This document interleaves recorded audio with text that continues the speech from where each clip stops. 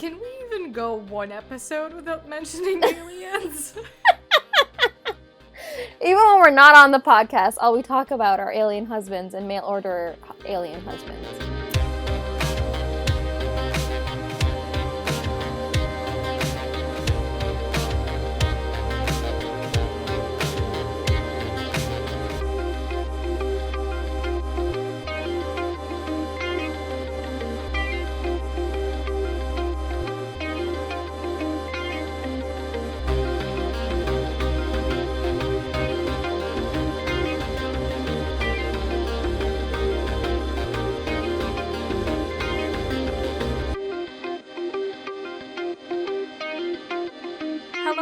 And welcome back to another episode of Romancing the Monsters. I'm Em. I'm Seth. And this week we read Love in the Wild by Emma Castle. Unfortunately, S is not with us today, so it's just Seth and I to talk about this Tarzan retelling. All right, so what did you think of this book? I liked it. I didn't love it. Yeah. I liked it. It was an interesting take on Tarzan. I mean, not that far from the original story, I would say, or at least what I think the story is. I'm not gonna lie, I'm not like an expert on the subject matter, but you never read Edgar Rice Burroughs. Yeah, no, that's exactly, like, I didn't. Yeah. I'm speaking from like my knowledge is pretty much that the newer movie, you know, like the one. Oh, mine's the Disney movie and the newer one. Well, yeah, the Disney one, but then the newer one that's like very hot. So that's about my knowledge of Tarzan. Anyways, I liked it, and yeah. What about you? I think I'm in the same boat with you. I really liked it. I wasn't in love with it. There was just something that failed to grasp me completely with the story. But like, I will say, I had Phil Collins in my head the whole time I was reading.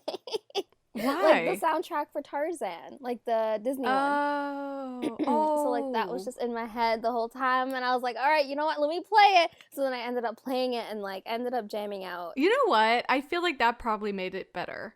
I just sometimes listening to music that's just perfectly, you know, like just the perfect music for that book. Yeah. It just enhances the experience. And you know what's so interesting? Because sometimes I would listen to music as I'm reading, and like those songs I associate now with the book, and like it kind of has like a different meaning for me. And like I just like, I love it.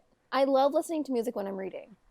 I used to do that all the time, and I stopped for whatever reason. But then recently, I think it was when I was reading Kingdom of the Wicked that I needed to block out sound in my house. So I put on like some dark academia music. Oh, damn. And it was perfect. I was like, you know what? This is really enhancing my experience right now. You're like, oh, I forgot music could do that. Yeah, I mean, pretty much. Anyway, back to Tarzan. Yes. What is this book about? Because, you know, it's more than just that, I guess. Okay. Well, our Tarzan is called Thorn. And so basically the story starts off not with him, actually, but with our female lead, Eden. So she's on this trek in Uganda in the jungles because she wants to photograph some gorillas. So she's with a tour group, and, you know, she gets to see some gorillas, and then all of a sudden, they kind of were in the wrong place at the wrong time. The villains of the story basically are looking for a cave. And the poor tourist got caught in the crosshairs and ended up all dying but Eden. They all got shot down, sadly. And then Eden gets saved by this presence in the jungle. And later we find out that it's a man named Thorn. And then it flashes back to how he ended up... The white ghost. Yes, the white ghost. Because he's like so quick and so strong and... So white? Yeah. Which he actually probably isn't. Like, he's been spending a lot of time in the sun. You would think tan. He's not that white, but you know. But I mean, I guess he is... In the jungle, not many animals would be that color, I guess, so. And I don't think there's many white people that, like, you know, trek. Well, there was, and they Besides still Holt. called him the white goat. I think it's more like, do you often see animals out in the jungle that are white in color? Yeah. Anyway, so she's saved by Thorn, and she's like, what the hell is this? What is this jungle, man? Where am I? Like, where am I? Anyways, so she ends up in a treehouse that he's built, and we finally get into Thorn's head. I didn't talk about how he ended up there, but Thorn has seen this woman. He's like, she's gonna be my mate. But anyways, back to how he ended up on the island. His parents and him crash landed on, like, in the jungle. And the father ended up in this cave that, like, had some sort of, like, mystical presence or, like, power or whatever, and he took a stone. And the bad guy of the story, named Holt, ended up seeing this and shot down the dad and also killed the mom and left Thorn to fend for himself because they're like, the jungle, you know, will kill him off sooner or later. But it didn't. However, he was saved by a mama gorilla, Keza, who takes him in and raises him alongside her own son, Akika. And yeah, so he kind of grows up thinking he's a gorilla, but then later on, like, realizes he actually doesn't look like them, and he also doesn't walk like them or eat like them or anything like that. So he knows that he's different. And he ends up meeting a man that teaches him the ways of the humans and, like, kind of gets him to remember the language again. And he teaches him Swahili as well as, like, you know, everything else that humans do. But then when he meets Eden, like, years later, he kind of forgets that because he's so nervous because he's never seen a female, like a human female. But yeah, and then the story continues on with, like, them slowly starting to get to know each other and get to know each other, you know, sexually. And then, yeah, basically that's our story. And then also you find out that he is a lord in England. He's an earl, right? The Earl of Somerset? Yeah, the Earl of Somerset, yeah. Yeah.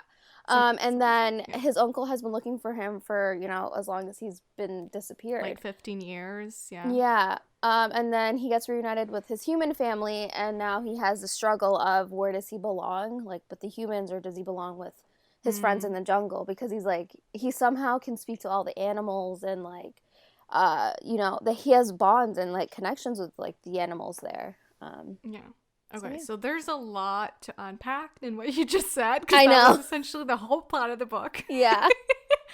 So, okay, first of all, I want to ask you, when you started the book, off of that first chapter, did you think that the book was going to be a lot darker than it actually ended up being? Yes. I really thought so. Because of, like, all the people that were dying, we got to know the tutors, like the husband and wife. And, like, we obviously saw, like, read them die, not see them die. But, like, it just, like, it started off really dark. And then, yeah, I expected it to be a bit darker. It kind of made me want a book that really explored the darkness of humanity in that sense. Like, the same story, but I kind of wish that the author had delved a little bit deeper into the repercussions of that on Eden. Like, it felt like she didn't really, like, she had a few moments where she kind of was trying to, you know, come to terms with what had happened. But I kind of, like, I feel like it sounded more traumatic than it was. You know what I mean? Yeah. No, and him too, like, just, I don't know. I definitely expected it to be darker, but then turns out it's kind of a sweet story. Yeah, it was a very sweet story, and I really liked the bond that Thorn and Eden had. But like you said, Eden, she was affected to the point where she's like, you know, I need to go back. I need to let these family members know that their parents or whoever went on this trek, they're not coming back. And, like, that was, I think, her only word about, you know, how she felt about what happened. And I don't know, I just feel like if I saw so many people die in front of me, I kind of would have been traumatized for the rest of my life.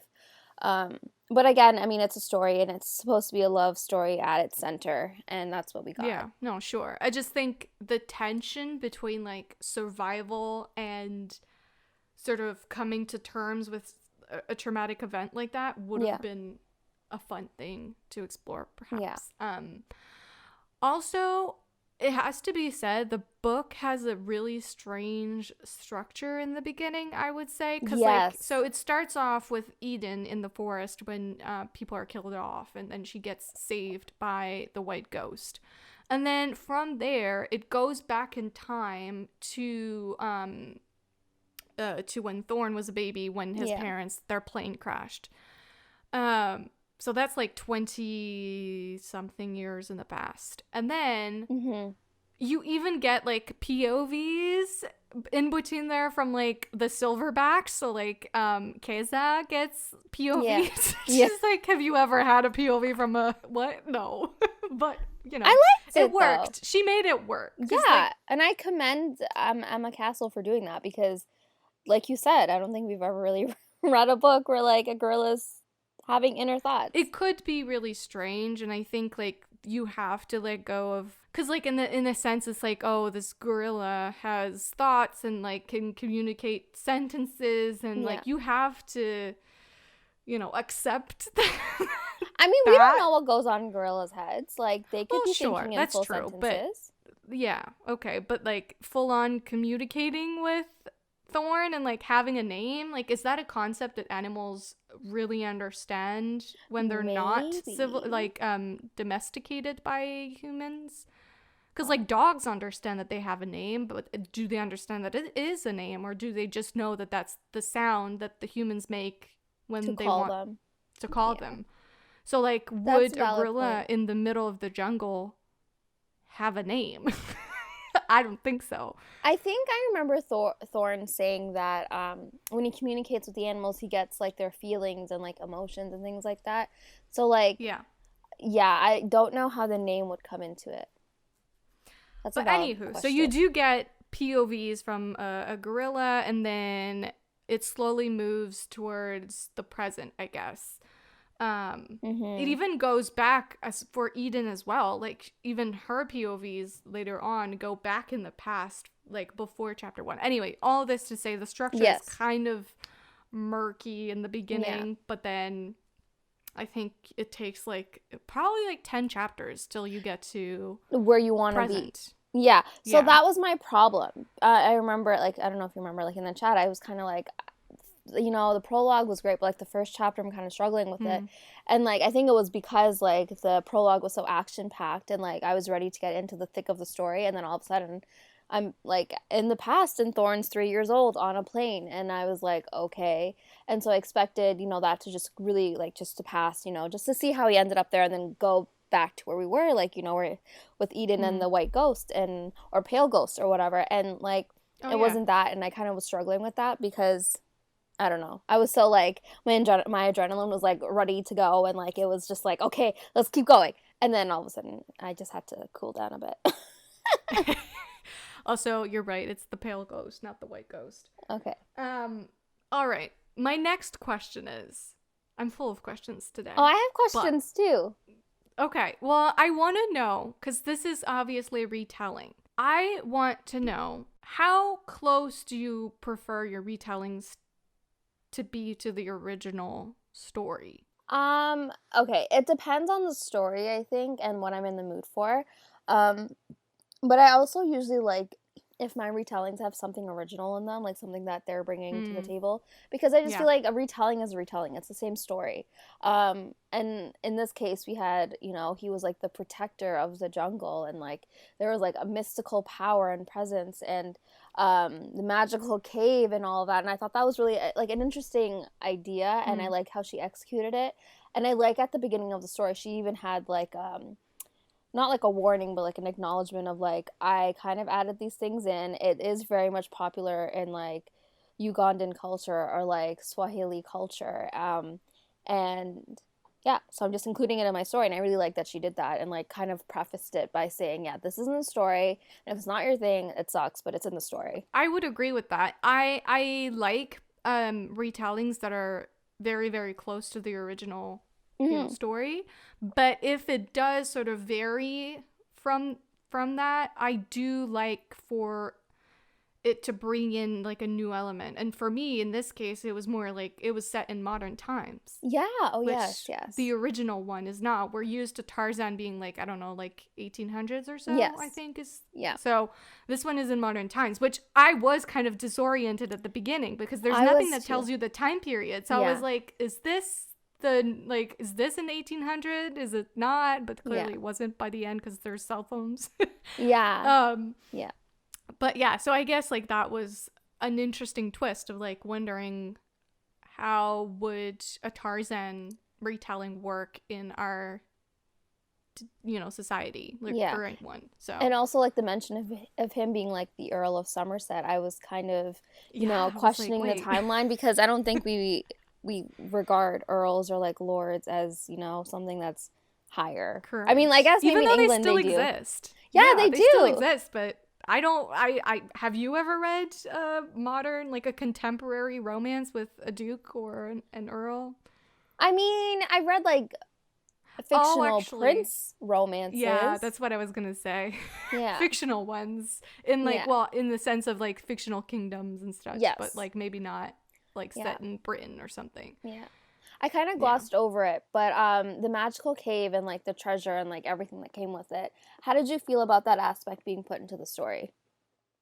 Because I know we went into this book expecting like a full-on contemporary romance or like a modern romance. So how did you feel about that? I was going to ask you about that actually because it surprised me. Yeah. I wasn't expecting it, as you said, because I just thought it was going to be a contemporary book. But then I don't know, I liked it. And this is something I wanted to discuss with you, was like this idea of the magic of nature. Like how, like, is nature sort of magic in a way? And does it have a will, and will it, protect itself type of stuff? Because that's kind of what the book was all about. Like, or at least that's how I understood it. It's like this jungle, this forest sort of has not a mind per se, but like there's magic at play and like gods, and it has a will, and it decided that Thorn was gonna be its king. I guess its protector. Yeah. So I don't know, I liked it. I think it's, I don't know, it plays on the whole like mysticism of nature. Yeah. Which some people believe in. So and also not to be that person, but also be that person. Like, we don't know what's out there. Like, we honestly like like they said, the jungle in Uganda, it's like it's impenetrable. Like, it's massive, and like you just don't know what's out there. And like even in the waters, we've only explored like how many like 5% of the water. Who's to say there's not mermaids down there? Who's to say there's no cranking hot alien men down there? We don't know. We don't know. Cranking hot.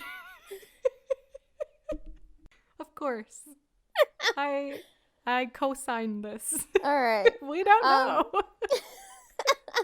But I will say I kind of wanted more explanation with the ancient people. Like they're the forgotten people or whatever. And like, so Thorn would also get like dreams and visions as he sleeps, or like even randomly as he's walking, of like what these people did and like what they, how they lived. And like they're the ones that taught him how to build tree houses like far up into the trees. They're the ones that told him how to do certain things. And like he just knew he was like the protector of the jungle. Like that's what his title was.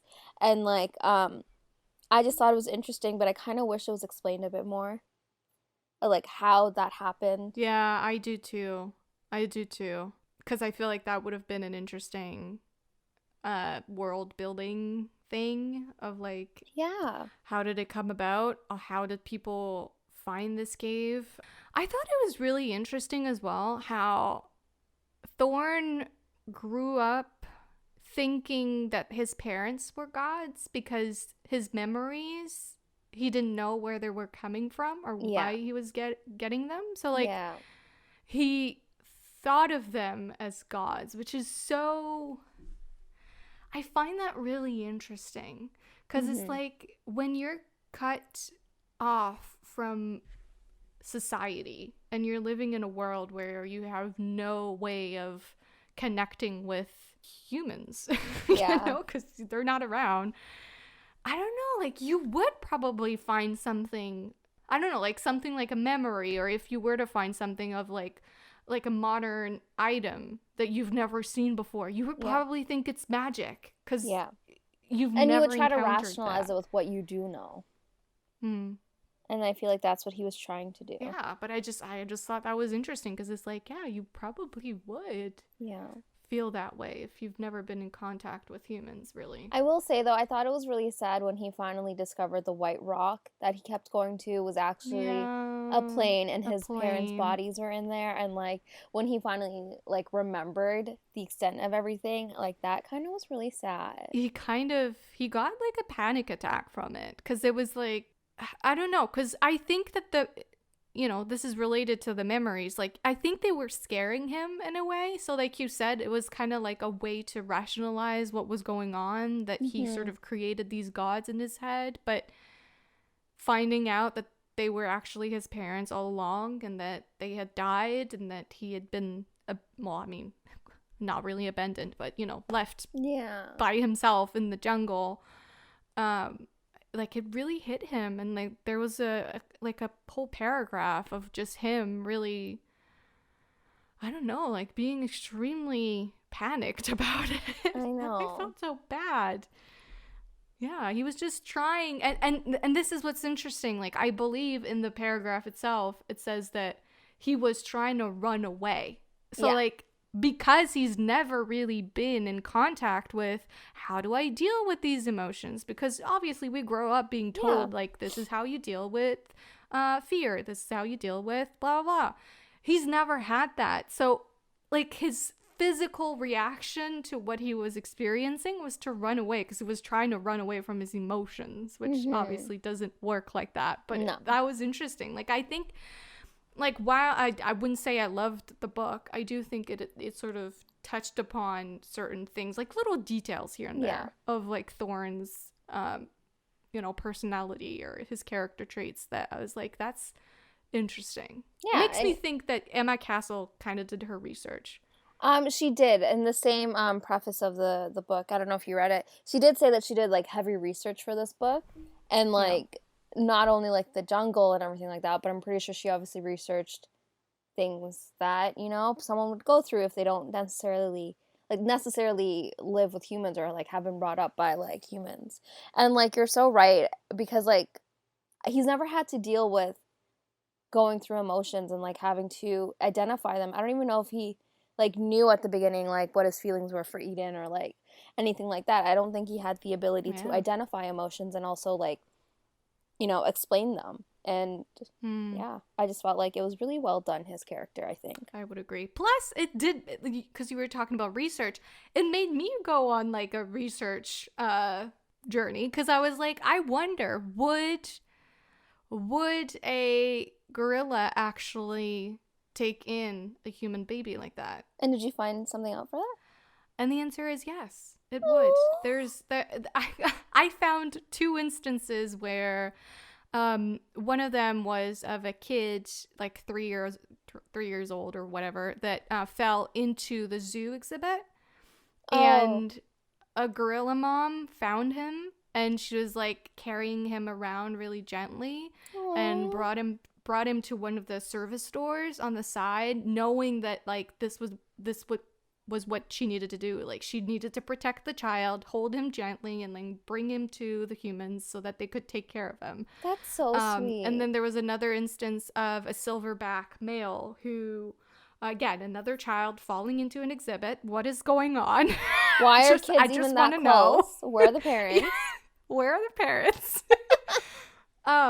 But yeah, so he fell into another exhibit, and then the silverback male didn't touch the child, but he was sort of hovering around, like, sort of trying to make the others back off, because he knew that this needed to, this thing needed to be protected. So he did that, and then he sort of walked away really calmly with the rest of his, like, family when the people that work there sort of came into the exhibit to take the child. So like they understand. They do that. Plus, and then because I was like, okay, so what is the difference between Tarzan and the Jungle Book? And the thing is, did you know that the Jungle Book was inspired by the real story? Yeah, I did know of that. A child. Like, isn't that crazy? A child raised by wolves? Yeah.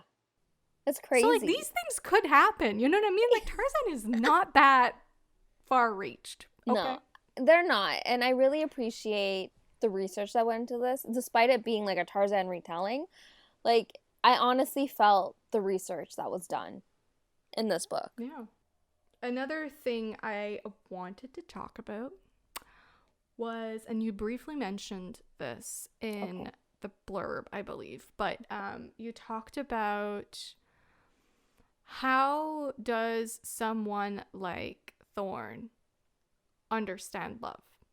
Yes. Or does he know what it is? Or can he identify it? Because, and I have a quote for this, because I want to discuss this with you. Like, do you like, say someone has never been around humans.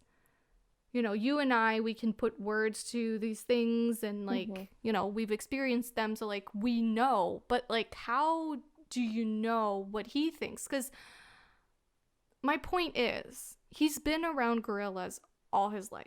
You know, he talks about his mate a lot, blah, blah, blah. But, like, do animals, like, they don't feel love. That's, like, a human thing, right? So, I mean, we don't know. They have partnership.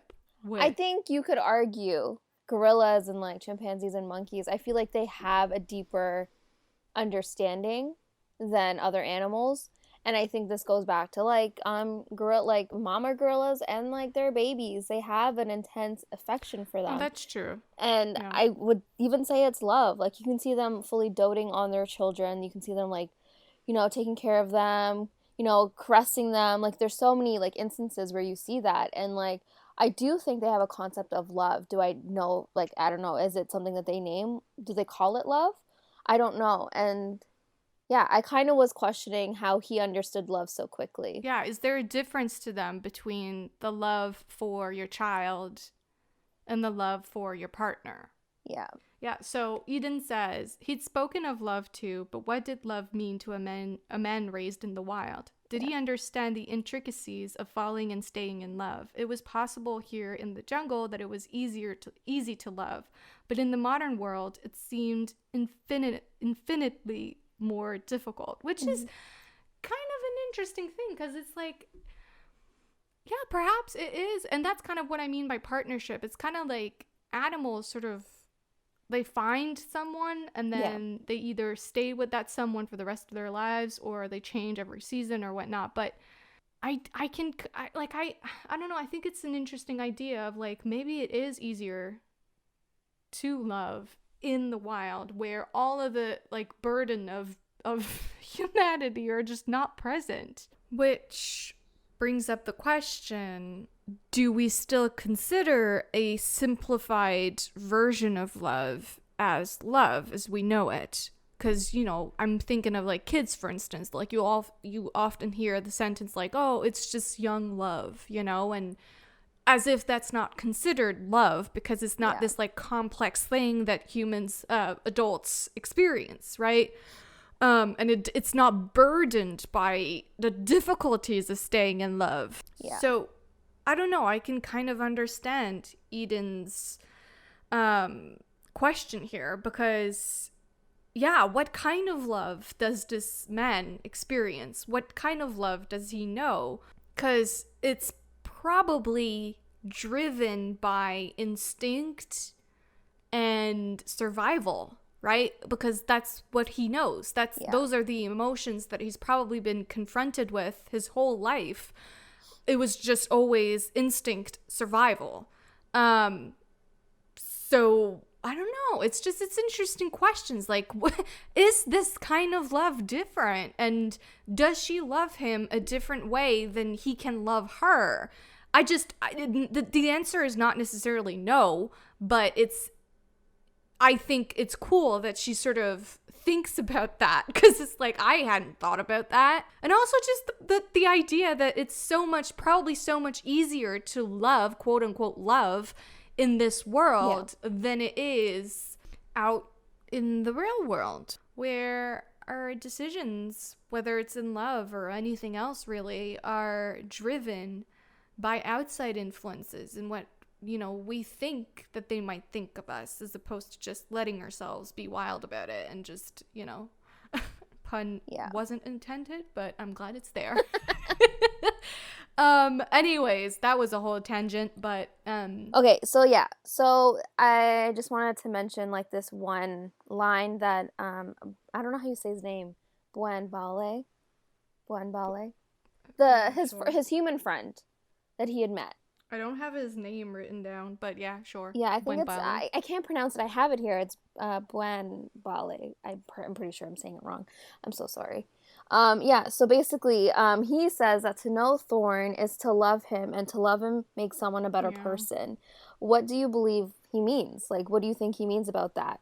Well, kind of what we've been saying, in the sense that I think that because he's been so unbiased all his life and unburdened by everything that we growing up are told, or just the society how it is, you have to present a facade, as you said, and like even with social media nowadays, it adds another layer, who you are truly versus who you present yourself as, and the whole, like, it's very performative. Let's be real. Yes. So I think, or at least how I'm reading it, is to be with a man like that who has no knowledge of that type of stuff is sort of makes you a better person, because you are forced to let go of those things yourself, if that makes sense, because to him they don't mean anything. Exactly. They don't change anything for him. And he also like would find the good in like the smallest things, and he would also just do good for no reason at all. And I feel like a lot of people that have been raised in the world of like the media and like just the world that we live in today, they kind of do things to feel better. They like have an ulterior motive to do good, or like they do good to be praised later. And like he doesn't do that. Like he honestly doesn't understand that concept, because obviously he's never lived it. So I think to love him is to be a better person, because he has zero expectations. He doesn't expect to be praised or expect to be loved in return, or he was just a good person all around. Because the jungle is not an easy place to be. Yeah. In the sense that he mentions at one point that the only loving touch he's ever had or felt before Eden was Keza and Akika. Like he never... Love is, in the sense that like love is not something that's given freely in the jungle. It's more like predator and prey, and that's about it. So he probably has a lot of love to give. I know, and he like, does give it. Okay, so then this kind of ties into another question I had. So for Thorn and his affection for Eden, do you think his feelings would have been as strong if she wasn't the only human woman he's encountered? I've thought about that. I wonder the same thing. I don't know, because she is first. Like, literally, he's the first. She's the first female he's ever. Yeah, that's a good question. Like, if there had been two women, would he necessarily go for Eden? Because how I saw it was, yes, it was the only woman he's ever encountered. And I really, really loved Eden in the sense where she knew that he was like, I'm the only woman, like, this is not okay, like, I want you to be able to have options, I want you to be able to make your own decisions, and she kind of pulled away and let him, discover that on his own. But, like, he was already at that point so in love with Eden that, like, he didn't see any other woman, or didn't want to see any other woman. And when they had that ball back in England, like, he saw the women, and, like, he saw that they were kind of appreciating him and also checking him out. And he's like, no, I don't want that. It makes me feel kind of gross. I want Eden. So, I mean, like, he kind of had that experience, but he kind of didn't, because he was firmly with Eden and firmly in love with Eden at that point, that he didn't even want to look at another woman. And this actually... Because there is, it brings us to another one of the discussions I wanted to have with you. But first, because at the beginning of the book, when Eden first meets him and he wants her as his mate, like Thorn is like right away, first female, let's go. Like, this is my only chance. I waited 24 years for this. He's all in. And she actually asks herself at one point, am I taking advantage of this man? Yeah. Who clearly has no one else. So this is a thought that she was having. And then, and this is the discussion I wanted to have, because later on, how do you feel about the decision that she makes of calling his uncle without his knowledge? And at one point she says, I came into your life, and now what have I done? I stole you away from your home, from Keza, from Enakika, even Tembo. And obviously his reaction is like, oh no, this is great because I love you. I just want to be wherever you are. Mm-hmm. But how did you feel about that? Because I do feel like it's a little flowery in the sense that, like, yeah, how do you expect this man to then go back to normal society, and you didn't really give him a chance, but now he has to go back to this society and like somehow look the part? Yeah. Like somehow function in this society. Okay, this is where I think his naiveness kind of came into play, and I kind of felt really bad for him in the sense where, like, even he had said, like, because we also didn't talk about it, but at first he didn't go with Eden to the village with the humans because he just didn't want to. He feared the unknown. But then later on, after she ended up in the city of Uganda, he ended up realizing he wanted to be with her, and that meant he had to change. And so he associated a relationship with change and like needing to forget or like give up what he's known in the jungle. And I don't want to say she took advantage of it, but like she didn't. I don't know how to explain it, but like he knew he had to be with her, so he knew he had to be the Earl of Somerset. And that's how he associated being in a relationship with Eden. He knew that if he lived in the world with the humans, he can be with Eden. But if he's in the jungle, he can't be with her. So I think he only accepted it and, like, you know, accepted his family, despite obviously, like, him falling in love with his uncle and his aunt and, like, wanting, you know, to have him in his life. He associated that whole family dynamic with Eden. So in that sense, it was always going to be him who would have to make the sacrifice in his mind and never her. And doesn't that create a sort of imbalance, like you said, like a sort of advantage that she took? Because, well, I mean, obviously in the end it didn't turn out that way, but from his perspective, he ultimately kind of has to give up everything he is and everything he knows for this relationship, which seems a little bit questionable. But I don't know. I kind of felt she took advantage of him, but like I also think she, at her core, she honestly thought she was doing him good, because who doesn't want family members that have been looking for you for 15 years? Yeah, I don't think she needs to be painted as evil for that reason, because it's like she did have her doubts, you know, from the start. Yeah. Which, you know, she did. Is a good thing. Like, she had those doubts in the beginning about taking advantage, and she had them again when she, you know, made a decision for him without, you know, asking him first if he wanted that to happen. Yeah. But you're right. Like, the only thing that ties him to, you know, his actual family is Eden. Mm-hmm. If it weren't for her, he never would have, you know, left. No, he wouldn't have. And he even, like, I think kind of close to the end, but not really, he kind of says that I miss the jungle, I miss my home. And like he's obviously gonna struggle in England, man. Like, he's not gonna like have a good life. He doesn't know how to, like, you know, talk the talk. He doesn't know how to be like a lord of London. He doesn't understand that, and he doesn't want to, because he sees the fakeness and he associates the lord and being like someone of like upper class with power. And like he's clearly stated he never wanted power. He saw what happened to Keza's other son, or Keza's husband, mate's son. And like he saw the power he had, and he never wanted that for himself. And like he fully said that I could obviously overthrow this the leader of the gorillas if he wanted to, but he never wanted that power. And he associated power with like the guns and like everything bad. He never wanted that. And like now he's kind of stuck because even his Uncle Cameron expected him to take over. Because Uncle Cameron never wanted to be the Earl of Somerset either. Yeah, I don't know. I didn't know how to feel about it. But like at the same time, you know you have to expect it because it's like it's Tarzan. Tarzan comes back to society at some point. Like that's just the story.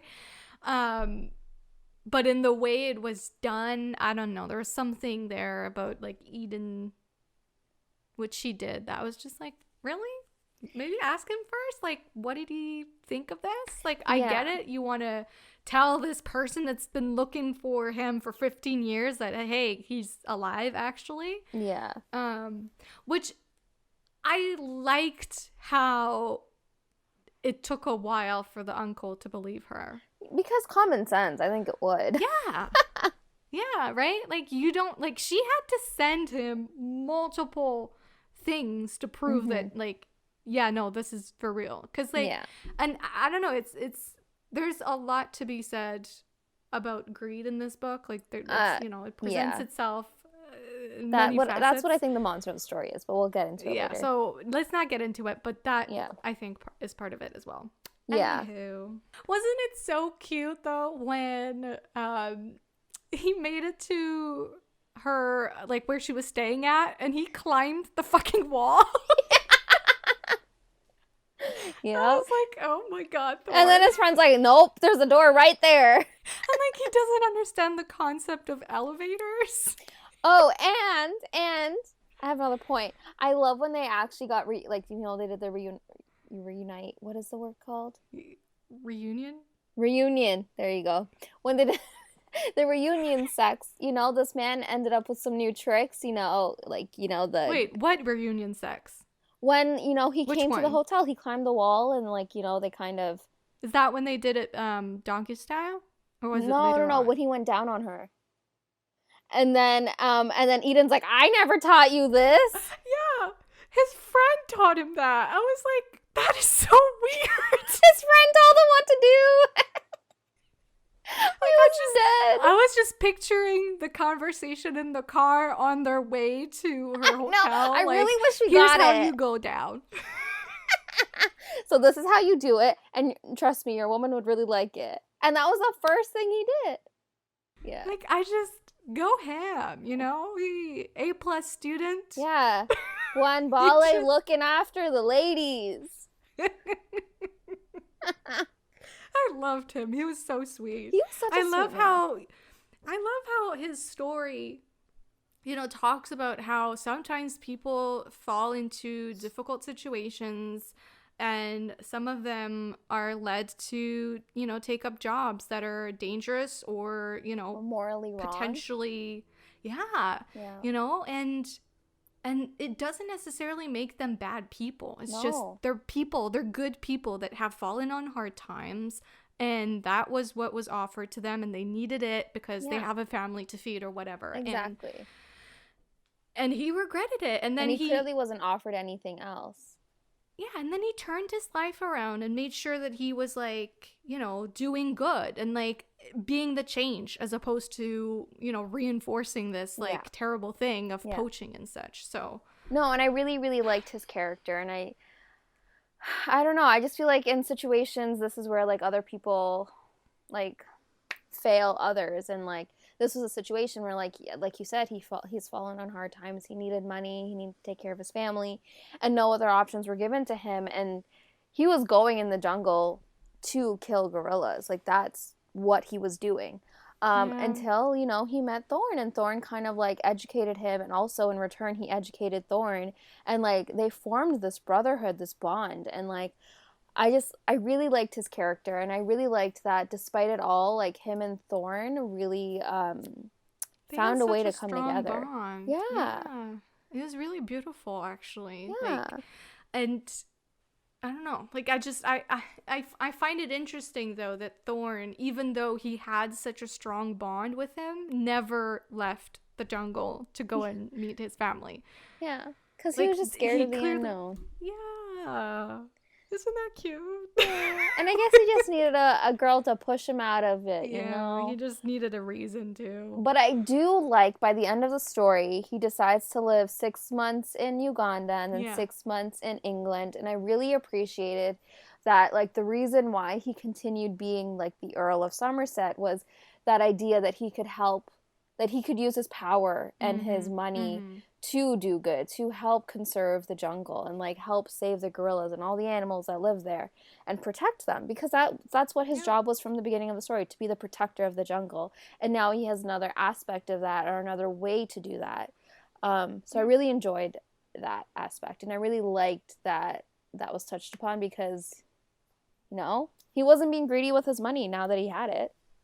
No, because like you said, he had only ever encountered power in an evil way. Yes. Or, you know, but he realized that, no, I can actually use this for good, which is true. You know, if you have it, use it, but use it for good. Don't be a Holt. Don't be a fucking Holt. Yeah. He was disgusting. I really thought it was really, I don't know, I was intrigued that we got his perspective sometimes in the story. He was vile. Yeah. He was so vile. And, like, when he killed Thorn's parents, he was like a child, I think. He was not even 20. And he killed people. How do you start off so cruel? Wrong. That man was born wrong. Yeah, and I don't understand. But then he's like, oh, I don't kill children, though. Like, what's his moral compass? I don't understand it. I don't understand. I don't understand it either. But then later on, he was like, oh, maybe I should have killed the child, actually. Yeah. Like, no, this is not the progress that we want. No. You know, this is not how these thoughts should evolve. Yeah.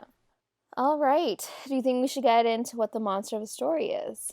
Well, first, I just want to mention something, because so the last thing I want to talk about before we get into the monster is I want to talk about the representation of Africa, because it is such an issue, I mean, mostly only in Western media, of like representing Africa. Like, it's this, I don't even know how to explain it, like remote, barbaric, prehistoric, underdeveloped place, village, etc. Which in some cases, like, there are tribes still in Africa, that's true, but most of Africa is actually very modern and very like, developed. Doesn't look the way that people represent it often. So I liked that this was addressed in the book, because the way that she represents Africa is not at all like that. And Eden actually talks about this. She says, so many people had the wrong perception of African communities. They assumed everyone lived in grass huts and beat drums while wearing no clothes. There were still some very tribal communities existing in Africa like that, but much of Africa was advanced, and the villages and cities were perfectly comfortable. Which is true. So, like, I liked how this book did mention that, because it's so often terribly portrayed, which just furthers this narrative that Africans are alien, out of date, that they have nothing to bring to the rest of the world, which is horribly wrong. But this continuation of the narrative that we just described helps this idea that somehow they're lesser than, which I hate, and I see it all the time.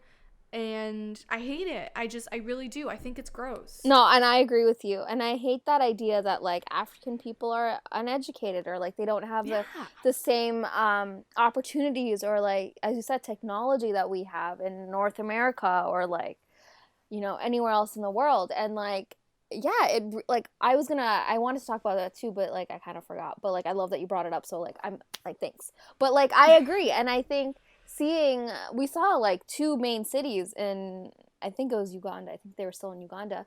And we saw, like, they were modern. They had hotels, they had cars, they had, like, everything else, like, a city would have. TVs, schools. Yeah. Like, this is not, like, she even says, I think, when she first arrives to, what's his name again? Buen Bale. To Buen Bale's village, she's saying how like she's the one super underdressed and like dirty, and everyone's like in cute outfits, like school uniforms and stuff. Yeah. She's like, my goodness, I really look like I've just spent a month in the jungle. Well, you kind of did, girl. Yeah. So I don't know. I mean, I think it's really important, and I just feel like across the board, Western media needs to do a way better job of representing other countries. I agree. Or other places in the world. I mean, just think of the stupid stereotype of whenever a movie is set in Mexico, everything is yellow for whatever reason. Or like when you're in any Spanish country, they're all drug dealers and part of the cartel. Yep. Yeah. So let's do a better job. So, you know, it wasn't like a huge part of the book, but I do like that it's mentioned because it's like maybe some people have read this book and didn't even know about this. You know what I mean? Yeah. And I really appreciate you bringing it up because I think it's something that should be acknowledged. Yeah. Because, I think it's time we break the stereotypes. And, like, why are they still there? Like, I don't understand it. Yeah. More positive and accurate representation of Africa, please. And, like, other cultures as well because this is just unfair. Yep. Okay. Now, what do you think the monster of the story is? Well, I feel like we've edged the subject a lot. Yes. But I feel like obviously the main one is the greed of men with a capital M, so like humankind, because Seth is going to call me out for saying I was going to be like, wait, you mean greed of humans? But yeah, greed is a huge one in this book for sure. Do you want to take it off from here and I'll add to what you're saying? Sure. Just like humans' desire to want riches and to be rich, and to have power, cause for so many people to die. And like we've only seen a few. We saw like the tourists, we saw Thorn's parents, and we saw like gorillas die. Oh my gosh, when Akika died, I actually started tearing up because I didn't want that to happen. All because of one man. And then we didn't even get Thorn's reaction to that. I was a little sad. It was like his brother just died. I know. It was so sad. But it was all because of one man. Holt just wanted to find this cave and he wanted to find the riches in the cave. And it's just like, it's disgusting to me that like all of this murder and all of this like, you know, sadness could have been prevented if just this man never existed to begin with. But yeah. It just sucks. Yeah, there's a part where Eden is talking about the cave, and she says that if people knew of the existence of the cave, they would literally burn down the jungle to get to it. Not caring about the life, not care about nature. They would simply want to get to the goal. Yeah. And that is like so true because we all know that the Amazon is being burnt every day, and that's one of the greatest resources on Earth, and we don't care about it because of greed. And another example that I could bring up in Guyana, so where like my grandparents live and like where my parents are from, they found a lot, and I mean a lot of oil. And so like America has made deals with them and like everything else. And like they're trying to drill the oil out as quickly as they can. And you know where they're storing it? In the water. So like there's a lot of oil spills, and now the water in Guyana, which was like pure and like just beautiful water, is being destroyed now, and like all the animals in it and all like everything, like the wildlife and like, you know, everything, like the greenery and everything is being destroyed because of selfish man and women and like just people in general that just want the oil and want the money, and it sucks. But yeah, the oil's leaking into the water now. Yeah, it's horrible. And then there's another part where Eden is asking Thorn why he didn't kill the lion. You remember that scene? Yes. And he explains that like in the jungle, animals don't kill for fun. That is purely a human thing to do. Like poachers, they kill for fun. Yeah. Whereas animals, they kill for safety, they kill for food, for survival, but never for fun. Yeah. So he's like, I didn't need to kill the lion. He's, you know, we can run. We have the time to run. Exactly. So, I mean, I think that's another one. It's just like, yeah, this is purely a human thing to just end something or someone's life just because you can, and because you have the money for it. It's just awful. And like you said, like Eden obviously saw the lion as a threat, whereas Thorn just saw the lion as, you know, he is looking for something to eat. He was just looking for his next meal. And yeah, I think that's where the difference like truly lies. Like, you honestly see how different they are as people, and that like just comes down to, you know, just not knowing what, you know, humans think, basically, and not having that mindset that humans have. Yeah, and then later on he says, we could learn a lot from, he says them, but animals. Yeah. It was true that the jungle could be merciless, that everything was divided between predators and prey, but there were no wars between these creatures over differences that were skin deep, differences that were so minor that didn't matters, which is very true. Yeah. Most of our wars are over dumbass shit that, you know, don't make no sense with. Yeah. So I also wanted to bring up like the difference between Holt and him. So obviously we know Holt was overtaken by greed, and both of them knew about the cave. And because I honestly think it comes down to, because Thorn was never overtaken by greed and never fell into the trap of like being selfish and wanting all those jewels for himself, he could constantly find the cave. And, like, he always would go to the cave and, like, just be there. And then, like, Holt has spent over 20 years trying to find the same cave because, you know, he wanted what was in there selfishly. Yeah. And the magic of the jungle prevented that from happening.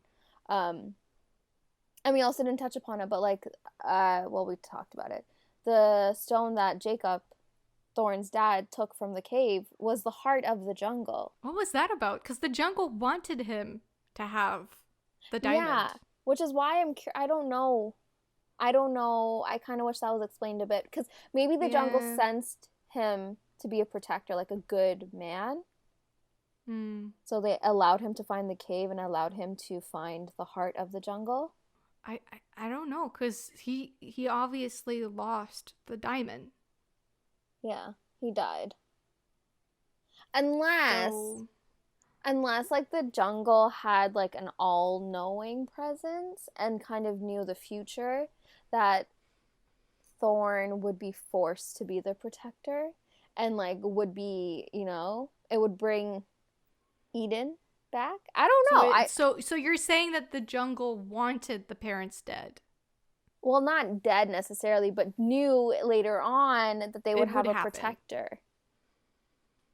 In Thorn. I just love the idea that, like, this forest was like, no, you're not gonna find this cave. Just hide it. It was just hiding it, and I love that, because it's like, well, maybe that's like a thing, you know what I mean? Like, you know, nature hides things from you until it wants you to see them. Maybe. Yeah, and like maybe aliens are amongst us. They're just hiding themselves until they can, you know, they choose to show themselves. You mean they're invisible? Yeah. Are we getting into this discussion again? No, we're not. Okay. I'm just saying. Can we even go one episode without mentioning aliens? Even when we're not on the podcast, all we talk about are alien husbands and mail order alien husbands. Okay, so like it kind of was like glossed over, but like the whole mention of Holt obviously having the heart of the jungle, like the beating diamond, like it legit was beating. And like my question was, I don't even know if it was a question, more like less a statement, but basically as soon as Thorn saw the beating diamond, he kind of like figured it out, and he's like, you know exactly why you have to find this cave. It's not because you get to take the treasures, it's because you need to be punished for what you did. But it wasn't him that took it, and I remember now, yeah, it was the dad. So who actually gets to be punished there? Like, who's being punished there for that crime? I guess maybe because the dad was supposed to have the heart of the jungle because of his son, but then Holt stole the heart from him. Okay. So maybe that's that's why he needed to be punished, because he, you know, he's greedy. And he stole something that wasn't his. And he also killed so many people and animals while having that beating heart of the jungle. Did the Frenchman get punished? Cat? No, not Cash. I'm pretty sure he must have died. Yeah. What was the whole thing with, and this is like suspension of disbelief taken to the max in this book towards the end when like both are suddenly, they come back to life. Eden and Thorn, both of them have died and somehow they're just back. So apparently Eden became a member of the Matrix and like she learned to dodge the bullets. So they just grazed her. But Thorn, was actually stabbed and like was fatally wounded, but then Bwan Bale heard the voices of the jungle and was like, oh wait, I know what I have to do. So he literally takes him to the cave and leaves him there because he just feels like he has to leave him there. And then he gets brought back to life by the spirit. So I honestly think the jungle was protecting him and like has really strong powers to be able to do that. Was the heart of the jungle back into the cave at that point? Yeah. So is that why he was able to bring him back to life? Like, had the diamond not been put back, would he have just died? I don't know. That's a valid question that I kind of hope, was answered. Or maybe might be answered later on.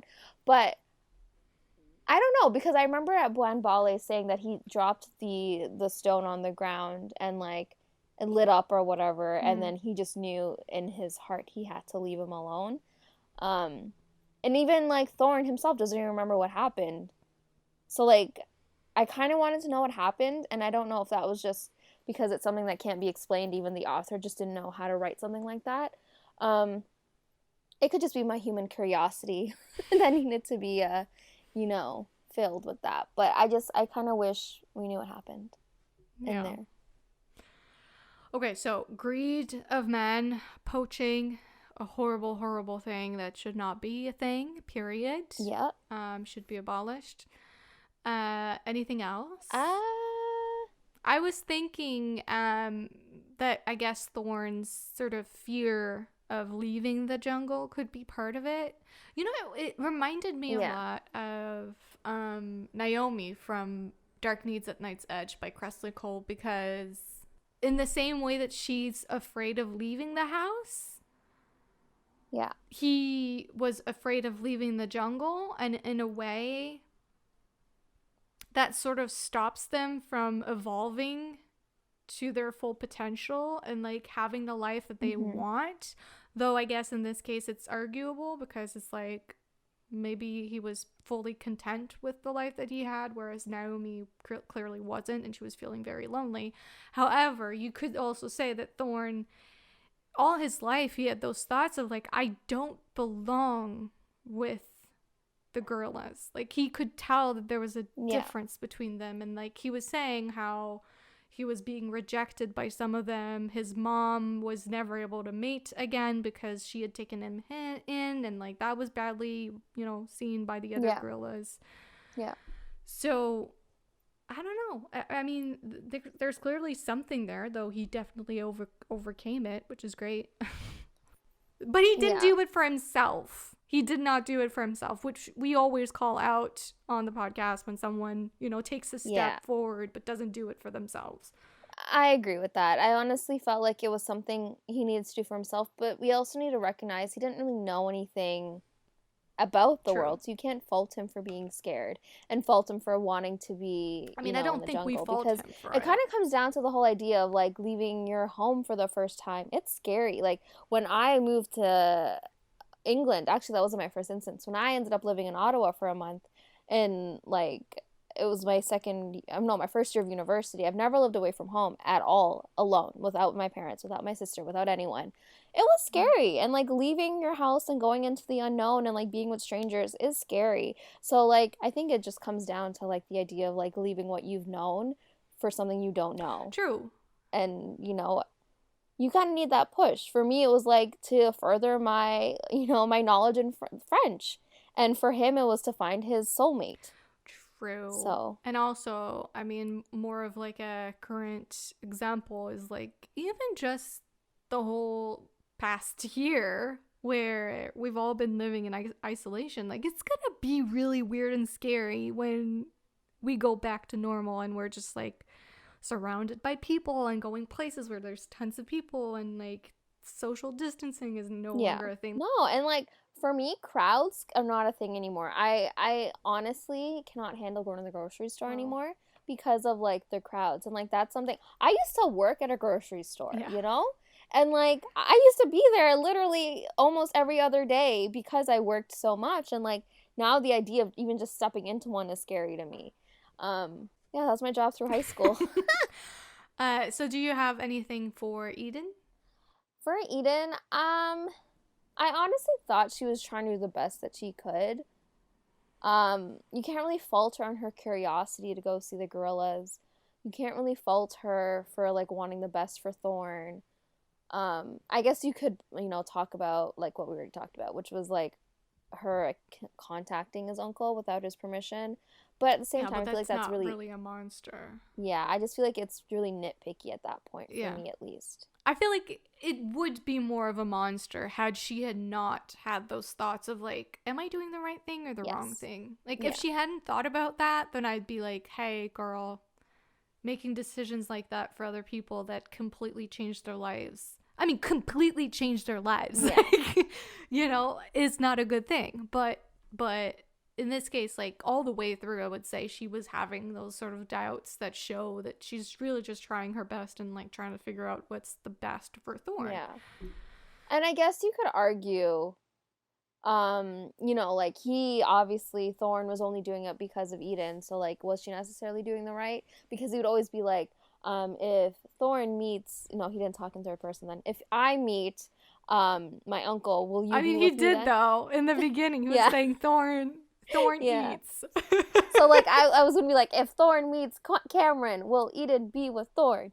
But that was kind of his mentality for a majority of the story there, until he actually met his uncle and his aunt and recognized the love he still felt for them. So in the end, she did do something good, and you can't really fault her for wanting better for Thorn. Oh, and sort of circling back to the greed conversation, because I forgot to mention something, but the whole thing with the uncle and the many people that tried to fool him like trick him into saying that they've like found Thorn. Yeah. That was part of it too. Like, not all of it is like poaching, and like some of it is just greedy people trying to get someone's money by using the grief that person is going through is awful. Yeah. And essentially, I mean, Cameron was getting his, these people were getting his hopes up again and again, only for it to be a letdown, for him to be disappointed again, for him to have to go through the process of grieving his nephew again because he thought, oh, maybe he's alive. No, never mind, he's dead, and I'm better off thinking that he's dead because it's less painful, only for this to be repeated over and over again because people are greedy and do not care about other people's emotions like that. Like, exploiting grief. Who thinks of doing that? But I also really liked that we got Cameron's perspective as well, because I was kind of worried he would be kind of like a villainous uncle that, wanted his nephew dead so that he could be the Earl and have all the money and the power because, hello, I'm human. That's the mindset I think many people would have. But clearly not. He was a loving uncle. He was a loving husband, and he wanted the best for his nephew. And he also wanted to put the souls of his brother and sister-in-law to rest. Yeah. So I like that we got different perspectives in this book, because usually I don't like having more than just the male lead and the female lead's perspective. Yeah. But I really appreciate it. Here you had a plethora of POVs from the gorillas too. So there you go. I know. Yeah. All right. Well, I feel like talking with you, I have a new appreciation for the story.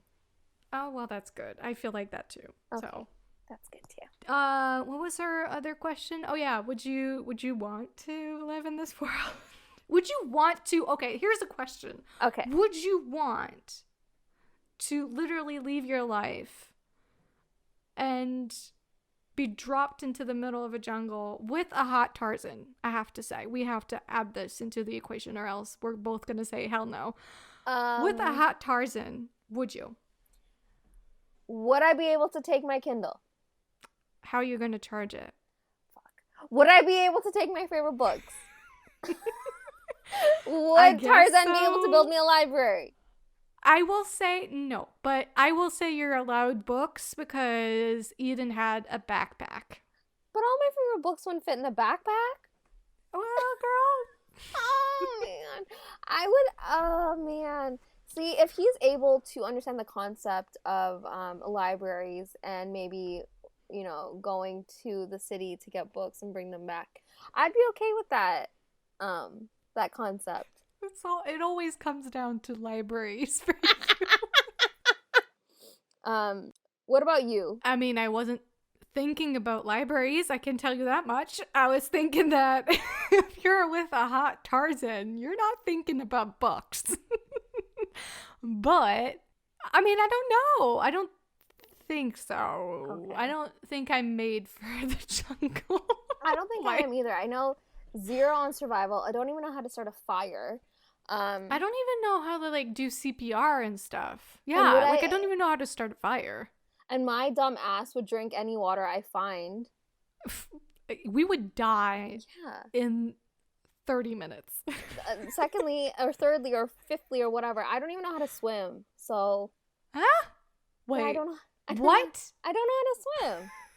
So I would for sure be dead. I mean, I'm not a great swimmer. I could float and I could maybe do a doggy style swim. Wait, but, you can float, but you can't swim. No, I can float, this is so embarrassing. When they teach you in first year of swimming class, because I went up until I think my second year. Anyways, so basically I can float on my back and float on my front. I can't float on my front. Like a dead body. We all did that as a kid. I used to do that all the time in pools and scare my parents. Okay, well, Seth is not a great swimmer, everyone. So Seth would maybe drown. Well, I mean, if I have my Tarzan man, he can just, guide me to wherever we need to go. Just grab my hand. Or just go on his back. Or his front. Or But I just need the library. So, no libraries in the jungle, I don't think. So I guess the answer to that is we'll have to pass on Mr. Thorn, unfortunately. Yeah. All right, so this is it for this episode of Romancing the Monsters on Love in the Wild by Emma Castle. You can find us on social media at Romancing the Monsters Pod on TikTok, also Romancing the Monsters Podcast on Instagram, and the RTM Pod on Twitter.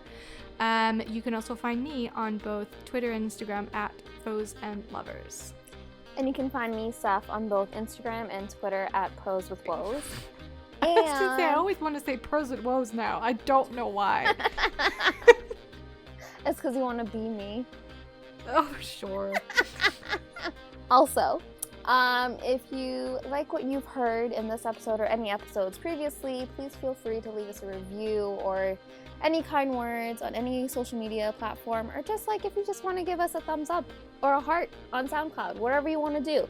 We greatly appreciate it. Anything would be great. I sound like How many times can you say great? We're great. Don't you think we're great? This is a great podcast. Don't you want to Aren't we great? That you think it's great? I don't know. Do you think it's great? I don't know if it's great. Leave us a great comment on the great SoundCloud. Saying and a great heart. Anyways, this is turning not great. I don't know. I could say it's still great, but whatever. Anyways, I hope you enjoyed this episode, and we will see you next week with another one. Bye!